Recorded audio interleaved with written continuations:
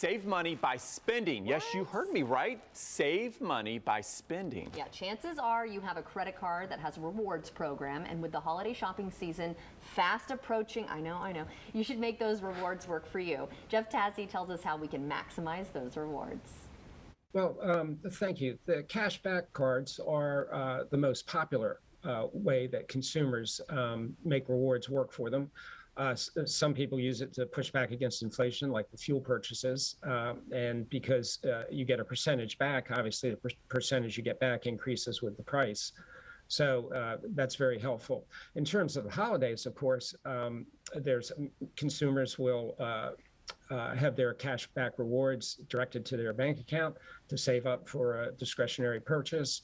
Others, of course, use airline miles to, make the trip home or to take a family trip to Florida after Christmas. Those types of things are very popular.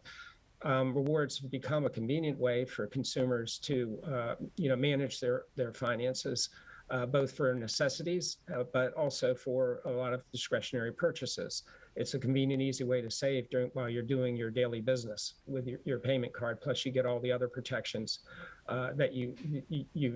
plus all the other protections that you receive from electronic payments. Your purchase protection, dispute resolution, all those kinds of things. So. There's a lot of reasons consumers use it. They're very popular, and a lot of consumers are very strategic about it. Right, and you briefly mentioned Christmas, and there's going to be a lot of holiday travel, no doubt. So what are some of the best ways to take advantage of the rewards programs through credit cards? Well, I think that one of the best ways to do it is to look for special programs that your card has. For instance, if you shop at a particular merchant, you take a flight at a particular time of year, you can get up to 10 times your rewards, normal rewards, and that sort of thing. And that pays off for you later when there's that trip you really want to take. So I think the stacking of rewards is important. The Consumer Reports not too long ago had a very good article in terms of why you should purchase gas with your rewards card, but also discussed some things like how to take advantage of those types of special programs. Another way is to tailor. A lot of cards permit you to tailor the categories, tailor your spending tailor your rewards to the category of spending that you do the most. So if you do a lot of shopping for clothes or something like that, then you can tailor your rewards to that category of purchases. So, it's pretty straightforward. It really depends on how you want to use your rewards and the type of shopping you do. But as I say, a lot of consumers are quite strategic about it, and it's proven to be a convenient way to, as I say, to manage their savings and their purchases. Mm-hmm. All right. Well, let's talk about this. There is pending legislation before Congress now that would affect credit card reward programs. So, can you share more on that?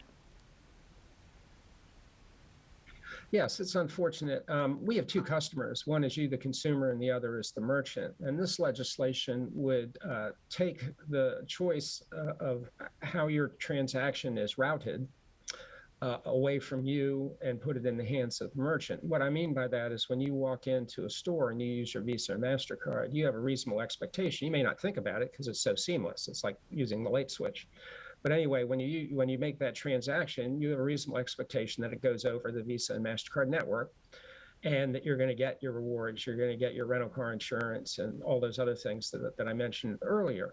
So what this does is it enables the merchants to take that transaction and run it over an unknown network, one that's cheapest for them, at least in the short term.